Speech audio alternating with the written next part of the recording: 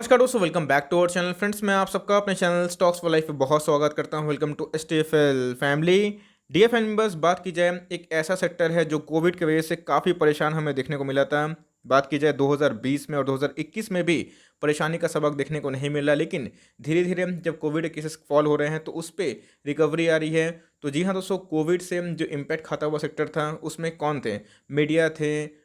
बात की जाए उसमें दोस्तों और भी टूरिज्म वाले स्टॉक्स हमें देखने को मिल रहे थे, और भी ऐसे स्टॉक्स हैं जो कॉन्टैक्ट इंटेंसिव में देखने को मिल रहे थे। लेकिन इसी बीच में एक ऐसा स्टॉक है जो मीडिया से बिलोंग करता है, उसमें दोस्तों एक बड़ी खबर हमें निकल के आ रही है। एक स्मॉल कैप से बिलोंग करता है और उस सेक्टर में पूरा एक, मैं बोलूँगा, रिवोल्यूशनरी एक्ट देखने को मिल रहा है। ऑल्दो कोविड केसेस की वजह से काफ़ी हद तक उनको प्रभावित देखने को मिल रहा है।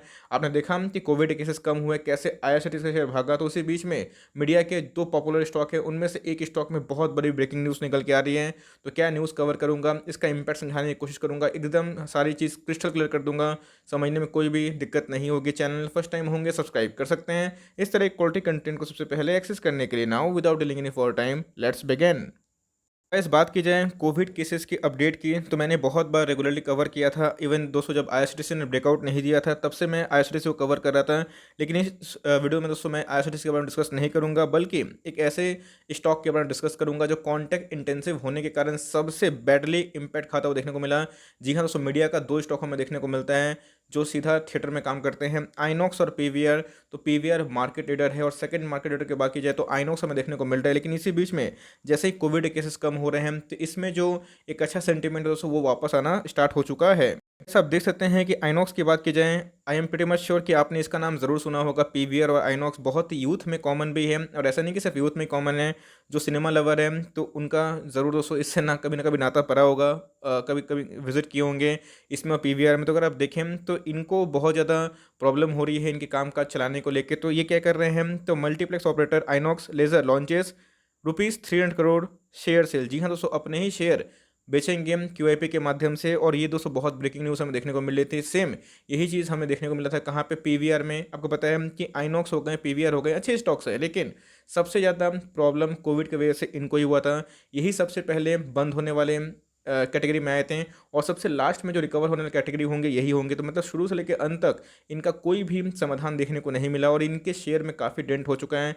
ऑल्दो दोस्तों अभी भी ऑल टाइम हाई से काफ़ी डिस्काउंट प्राइस में अवेलेबल है ये और आइनॉक्स, लेकिन इसी बीच में इसका इम्पैक्ट क्या पड़ेगा वो मैं बताऊंगा। और इसके बाद अगर आप सोचते हैं कि आइनॉक्स में और पीवीआर में निवेश करते हैं तो एक बहुत बड़ा थ्रेट है, आपको मैंने बताया था इसके पहले क्या था, ओटीटी प्लेटफॉर्म। तो वो दोस्तों हमेशा चलने वाला है, इस बात को ध्यान रखिएगा। लेकिन इसी बीच में क्या सेंटिमेंट वापस आएगा, क्योंकि एक प्राइस का वापस आना और एक लोग को जाके मूवी देखना, इन दोनों में फ़र्क होता है। तो अभी भी दोस्तों कोविड गया नहीं है, और थर्ड वेव अगर स्टार्ट होता है तो इसका एक इम्पैक्ट देखने को मिल सकता है। तो वो बाद में भी डिस्कस करेंगे। उससे पहले अगर आप देखें तो हमें दोस्तों ये न्यूज़ आज के दिन कंफर्म होते हुए देखने को मिल रही है। जो मल्टीप्लेक्स चेन की बात की जाए, सेकेंड लार्जेस्ट कंपनी हमें देखने को मिलती है आइनॉक्स। तो उनका अप्रूवल देखने को मिल चुका है, बोर्ड ने अप्रूव कर दिया है कि भाई 300 करोड़ के क्यूआईपी लॉन्च करेंगे। और क्या है दोस्तों, 310 हमें देखने को मिल रहा है। जो इंडिकेटिव जो प्राइस हमें देखने को मिल रहा है 310 के आसपास है।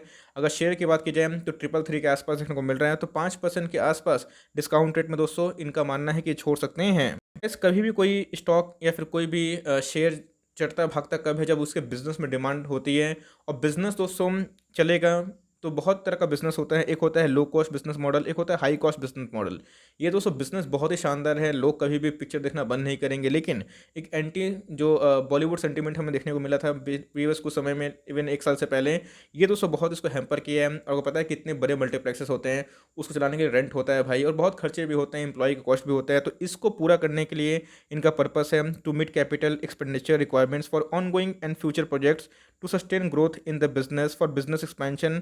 मतलब जो होता है दोस्तों वही इन्होंने इधर पे बोला है। एनीवेज कंपनी जैसे बताया कि पहले से ही दोस्तों, चाहे वो आइनॉक्स हो, चाहे वो पीवीआर हो, चाहे वो इंडिगो हो, ऑफ कोर्स तीनों बिजनेस अच्छे हैं और तीनों में लोगों की जमा होती है। इसलिए पहले ही से ही इधर पे लोग मना करते हैं, गवर्नमेंट मना करता है कि लोग की जमावड़ी ना हो। तो बीच में 50% ऑक्यूपेंसी के संग चालू हुआ था, लेकिन जब सेकेंड वेव इतना तेज़ी से बढ़ा तो फिर से बंद कर दिए गए थे, जहाँ पे इनको और पीवीआर को दोनों को ह्यूज झटका लगा था। लेकिन दोस्तों ये क्यूआईपी की वजह से एक, मैं बोलूँगा कि चलिए बड़े पार्टिसिपेंट हमें देखने को मिल सकते हैं। लेकिन इसी बीच में ध्यान रखिएगा, कोरोना के केसेस भी कम हो रहे हैं, लेकिन उसके बाद जब केसेस ठीक होंगे तो बड़ी मूवीज़ रिलीज होना इंपॉर्टेंट है, तभी दोस्तों वो रेवेन्यू कमाएंगे। और दूसरे हाथ में चैलेंजेस है ओटीटी प्लेटफॉर्म, इसको आप अवॉइड नहीं कर सकते। तो दोस्तों जो इन्वेस्टमेंट बैंकर हमें देखने को मिल रहे हैं, तो इसमें अगर आप देखें तो एडेलविस का नाम देखने को मिल रहा है और एक्सिस कैपिटल ये एडवाइस करेंगे, और पूरा जो 300 करोड़ का जो क्यूआईपी है वो हमें देखने को मिलेगा। क्यूआईपी का फुल फॉर्म आपको पता ही होगा, कमेंट बॉक्स में उसको भी ड्रॉप कर दें। आप देख सकते हैं कि प्रोमोटर का जो स्टेक है 47% के आसपास हमें देखने को मिलता है। अगर आप देखें तो दोस्तों इनका कोई प्लेज नहीं है, अच्छी बात है। एफआईएस की बात की जाए तो 15.9% के आसपास है। एफआईएस ने स्टेक बढ़ाया है। डीएस की बात की जाए तो प्रॉफिट को बुक किया है। बात की जाए पब्लिक की तो उन्होंने भी दोस्तों अपने स्टेक को कम कर दिए हैं। इस आइनॉक्स ऐसा शेयर बहुत ही अच्छा है, नो डाउट। आप देख सकते हैं कि इसके ऑल टाइम हाई की बात की जाए तो हमें अच्छे देखने को मिल रहे हैं। अगर आप देखें तो ये स्टॉक दोस्तों 500 के आसपास देखने को मिल रहा था। कोविड के क्रैश ने कमर तोड़ दी थी, 200 के लगभग हो चुका था। अब बजाज फाइनेंस जैसा दोस्तों स्टॉक अगर 70% टूट सकता है तो आप समझ सकते हैं। तो इधर पर अगर आप जर्नी देखें तो अप्स एंड डाउन्स देखने को मिलते हैं। तो अभी भी अपने ऑल टाइम हाई से काफ़ी डिस्काउंटेड में अवेलेबल है।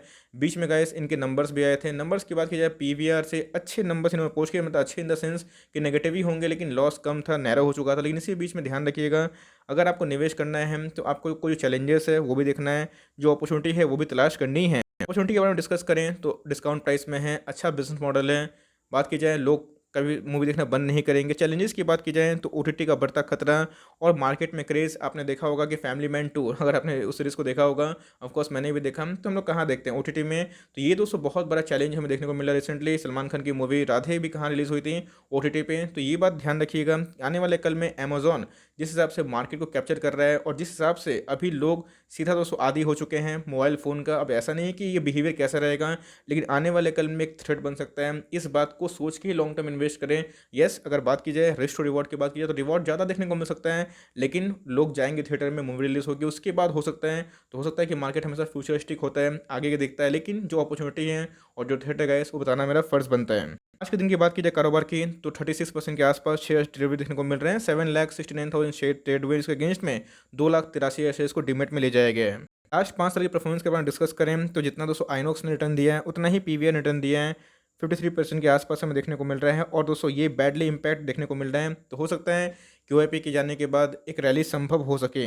बस ये छोटी सी कमेंट्री थी। हो सकता है कि इस न्यूज़ के बाद क्यूआईपी जाने के बाद एक सेंटीमेंट अच्छा हो, जैसे कि आईआरसीटीसी में ब्रेकआउट हुआ था। लेकिन ध्यान रखिएगा, आईआरसीटीसी दूसरी कंपनी है भाई, उसमें डेट नहीं है और कंपनी को चलाने के लिए बहुत ही लो बिजनेस मॉडल कॉस्ट की देखने को मिलती है। तो उसी हिसाब से अगर आप आइनॉक्स और पीवीआर को अगर निवेश करने का सोचते हैं तो आप देखिए अपॉर्चुनिटी कहाँ पे है और थ्रेट क्या है। तो अपॉर्चुनिटी तो ऑफ कोर्स है, बिकॉज ऑलरेडी दोस्तों स्टॉक ऑल टाइम हाई से काफ़ी लो में है, लेकिन जो थ्रेट है उसको देख के ही निवेश करना उचित समझिए।